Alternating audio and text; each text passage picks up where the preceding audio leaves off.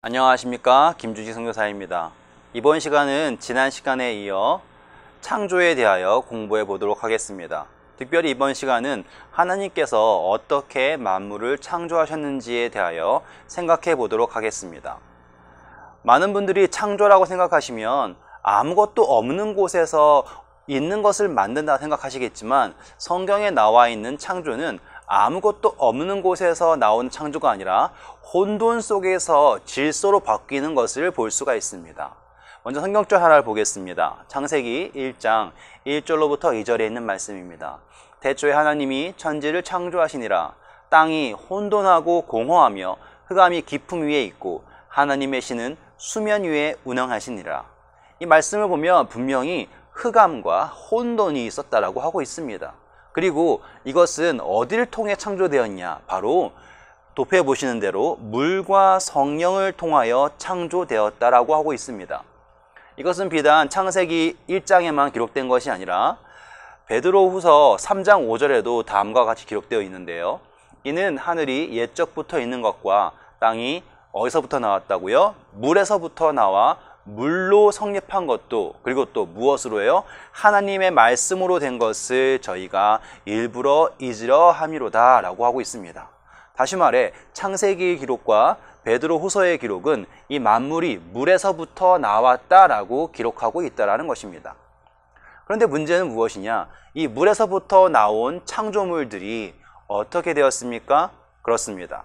질서에 있어야 할 그들이 범법을 하게 됩니다.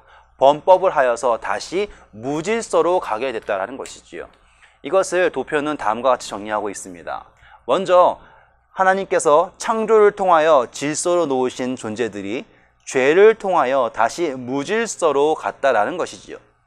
그런데 문제는 무엇이냐면, 하나님께서는 우리를 그저 그대로 놓아두시는 것이 아니라 새롭게 창조하고 싶으시다는 것입니다. 이 죄인으로 죽을 수밖에 없는 존재들에게 하나님이 새 생명을 주시기 원한다는 것이지요. 그런데 문제는 다음과 같습니다. 요한복음 3장 5절입니다. 예수께서 대답하시되 진실로 내게 이르노니 사람이 무엇으로 라고 합니까? 사람이 물과 성령으로 나지 아니하면 하나님 나라에 들어갈 수 없느니라 라고 기록하고 있습니다. 이 말은 무엇이냐면, 예수님께서 물과 성령으로 창조하셨듯이 지금 이 순간에도 우리에게 물과 성령을 말씀하고 계신다라는 것입니다. 무엇을 위해서라면 바로 하나님의 나라에 들어가기 위하여 우리에게 물과 성령을 말씀하고 계신다라는 것입니다. 이것은 우리에게 다음과 같은 도표를 보여주는데요. 물과 성령으로 하늘나라에 들어갈 수 있다인데, 문제는 다음과 같습니다. 바로 우리의 죄입니다.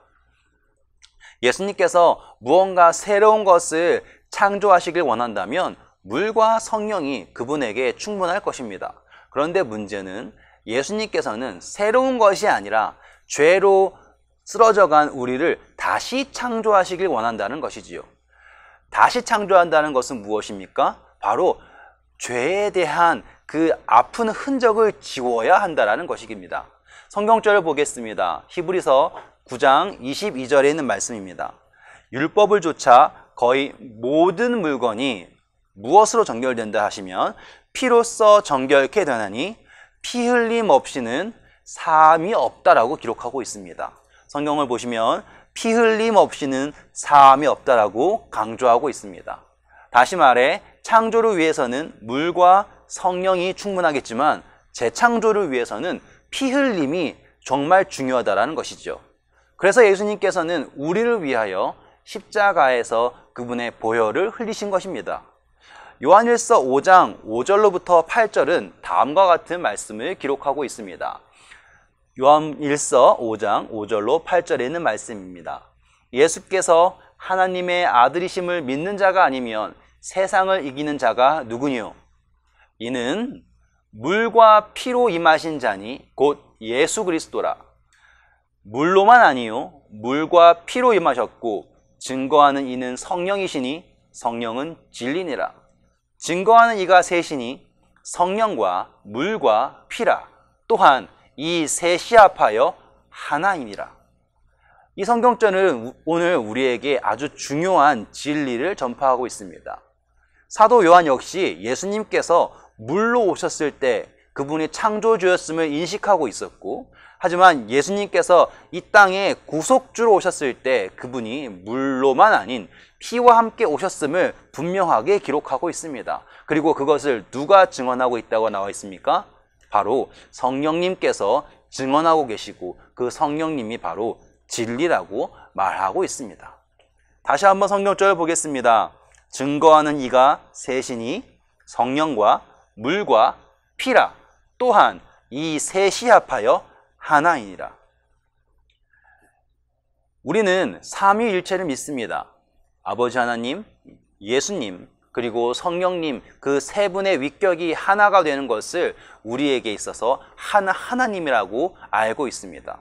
그런데 중요한 것은 우리의 구속에 있어서도 이 삼위가 있어야 된다는 것입니다. 그 삼위가 비록 하나님이 아닐지라도 그 세 개의 증인이 우리가 구원받았음을 나타낸다는 것이지요. 도표를 보겠습니다. 예수님께서 물과 성령을 오셨을 때는 그분은 창조주셨습니다. 하지만 예수님께서 물뿐만 아니라 피와 함께 오셨을 때는 그분을 우리는 구속주라고 표현하고 있습니다. 그리고 물과 피와 성령, 이 모든 것이 다 하나 되었을 때 우리에게 있어서 예수 그리스도는 재창조주라는 것입니다. 오늘 우리는 예수님께서 우리에게 어떠한 분인지에 대하여 공부해 보았습니다. 요한복음 3장 3절은 다음과 같이 말하고 있습니다. 예수께서 대답하여 가라사대 진실로 진실로 내게 이르노니 사람이 거듭나지 아니하면 하나님 나라를 볼 수 없느니라. 거듭나야 한다는 것입니다. 어떻게 거듭나야 되나요?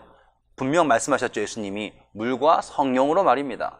그런데 이 말씀을 듣고 있던 니고데모는 다음과 같은 이야기를 합니다. 4절입니다. 니고데모가 가로되 사람이 늙으면 어떻게 날 수 있삼나이까? 두 번째 모태에 들어갔다가 나올 수 있삼나이까? 어떤 분들은 이 니고데모가 예수님께서 하신 말씀을 믿지 못하여서 이렇게 대답했다라고 말씀하고 계십니다. 어떤 분들은 니고데모가 예수님께서 말씀하신 것을 이해하지 못하여서 이렇게 질문했다고 생각하십니다. 하지만 성경은 진리를 기록하고 있습니다. 다시 말해 니고데모가 잘못된 이해로 말했을지라도 그가 말한 것에 하나님께서 우리에게 전하고 싶어 하시는 진리가 숨어 있다는 것이죠. 그것은 바로 무엇일까요? 바로 이것입니다. 모태로 들어간다입니다. 사실 우리가 태어날 때 우리는 우리의 생명에 대해서, 우리의 삶에 대하여 결정할 수 있는 기회가 없었습니다. 만약에 기회가 있었다면 우리는 좀 더 나은 자신을 바라고 태어났을지 모릅니다. 하지만 우리에겐 그런 기회가 없었고 우리가 태어난 곳은 이런 죄된 세상이라는 것이지요. 그래서 하나님께서는 우리에게 오늘 이렇게 말씀하십니다. 오늘 내가 너희에게 새로운 삶의 기회를 허락한다는 것이죠. 이 세상이 힘들고 이 세상이 너무 어렵다면 다시 창조주이신 예수 그리스도에게로 돌아오라고 말씀하시는 것입니다. 다시 모태 안으로 들어가라는 것이지요. 여러분, 성경에는 40이라는 숫자가 있는데 그 40이라는 숫자는 고난의 숫자입니다. 이스라엘 백성이 40년 동안 광야에 있었고 예수님 역시도 40일 동안 광야에 계셨습니다. 수많은 40 중에 오늘 우리가 기억해야 될 것은 바로 여자가 해산을 위하여 기다려야 할 40주라는 것입니다. 오늘 우리는 예수 그리스도에게 다시 돌아왔습니다. 그리고 그 40주가 이미 지나고 우리 이제 다시 태어날 그 마음에 있습니다. 그런데 문제는 이것입니다. 예수님께서 말합니다. 내가 너희의 어머니로서 피를 흘린다입니다. 예수님께서 십자가에서 우리 모두를 위하여 피를 흘리셨습니다. 마치 어머니가 아기를 위하여, 출산을 위하여 피를 흘리는 것처럼 말입니다. 그런데 문제는 무엇이냐면 어머니가 피를 흘릴지라도 그 아이가 태수를 뚫고 나오지 않는 이상 그 아이는 이 세상에 나올 수 없다는 것입니다. 어머니가 고통받을 때 그 아이 역시도 함께 고통받으며 함께 노력을 하며 이 세상으로 새 생명으로 향하여 나와야 한다는 것이죠. 오늘 우리는 분명한 사실을 보았습니다. 성경은 다음과 같이 기록합니다. 이는 물과 피로 임하신 자니 곧 예수 그리스도라. 물로만 아니요 물과 피로 임하셨고 증거하는 이는 성령이시니 성령은 진리니라. 증거하는 이가 셋이니 성령과 물과 피라. 또한 이 셋이 합하여 하나이니라. 여러분, 오늘 우리에게 주신 말씀 분명한 사실이며 분명한 진리라는 것을 기억하시길 바랍니다. 그분의 피가 우리에게 삶이 될 수 있는 것은 우리가 우리 스스로의 삶을 결정하고 물로 나아갈 때, 그 물로 나아갈 때만이 우리가 그 삶을 얻을 수 있다는 것을 잊지 마시고 그분의 보혈의 피를 믿고 물로 나아가시길 간절히 기원합니다. 감사합니다.